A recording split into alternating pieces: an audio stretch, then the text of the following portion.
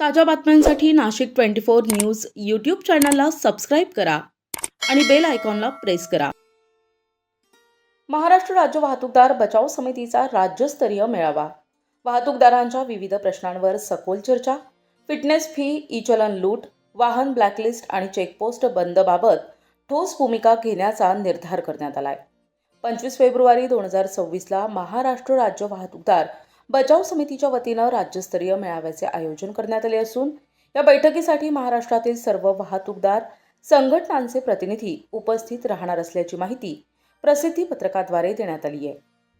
आपल्या हक्कांसाठी एकत्र येत वाहतूकदारांच्या विविध प्रलंबित प्रश्नांवर सविस्तर चर्चा करून पुढील दिशा ठरविणे हा या मेळाव्याचा मुख्य उद्देश आहे. जिल्हा आणि तालुका स्तरावरील सामाजिक आणि राजकीय संघटनांनाही या बैठकीस उपस्थित राहून पुढील लढ्याची दिशा ठरविण्यात सहभाग नोंदविण्याचे आवाहन करण्यात आले आहे. पुढील काळात आंदोलनाचा पवित्रा घेतला जाईल, हा निर्णय या बैठकीत घेण्यात आलाय.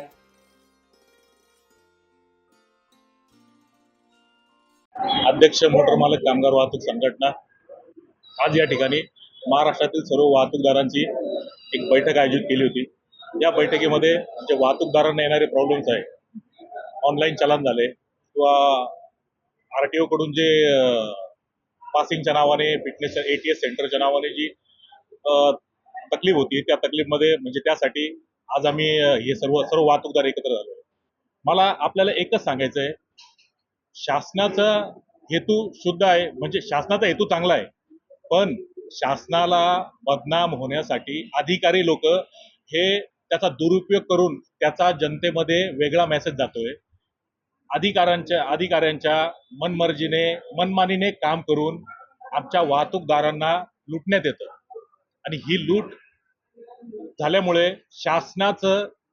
शासनावरचा विश्वास हा जनसामान्य माणसातून म्हणजे आमच्या वाहतूकदारांमध्ये शासनावरचा विश्वास उडत चाललाय. मी विजय काकडे. आजच्या या मेळाव्याच्या निमित्ताने वाहतूकदार बचाव कृती समिती या माध्यमातून महाराष्ट्रामधल्या 36 जिल्ह्यामध्ये जवळपास 27 ते 28 जिल्ह्यामधले प्रत्येक जिल्हा संघटनेचे प्रतिनिधी या ठिकाणी आम्ही एका छताखाली जमा झालेलो आहोत. येणाऱ्या काळामध्ये जे शासनाकडनं वेगवेगळ्या प्रकारचे कर प्रणालीमधनं वसुलीच्या माध्यमातून जे एक जाचक असे नियम आणि अटी या वाहतूकदारावरती लादल्या जातात, त्याच्यावरती एक विचारमंथन शिबिर असं आम्ही या ठिकाणी आयोजित केलेलं होतं. आणि या विचारमंथन शिबिरामधनं येणाऱ्या काळामध्ये याच्यावरती असा ठोस निर्णय आणि तोडगा काढण्यासाठी काय उपाययोजना करता येतील याच्यावर एक रणनीती ठरवण्यात येईल. आणि येणाऱ्या काळामध्ये प्रशासकीय यंत्रणेला आणि संविधानिक पद्धतीने ते टिकेल अशा पद्धतीचं एक आंदोलनाची दिशा आम्ही येणाऱ्या काळामध्ये ठरवणार आहोत. आणि त्या पद्धतीने मुंबईमध्ये असो, नाशिकमध्ये असो, या विभागीय कार्यालयामध्ये कुठल्याही ठिकाणी असो, व्यापक अशा पद्धतीचं एक आमचं आंदोलन आम्ही उभा करण्याचा एक प्रयत्न करत आहोत. आणि त्या आंदोलनामधनं शासनाला आमच्यावर होणाऱ्या जाचक, अन्यायकारक अशा निर्बंध अटीबद्दल विचार करण्यासाठी आम्ही प्रवृत्त करणार आहोत. नमस्कार, मी उदयसिंह बर्गे, वाहतूकदार बचाव कृती संघटना मुंबई अध्यक्ष.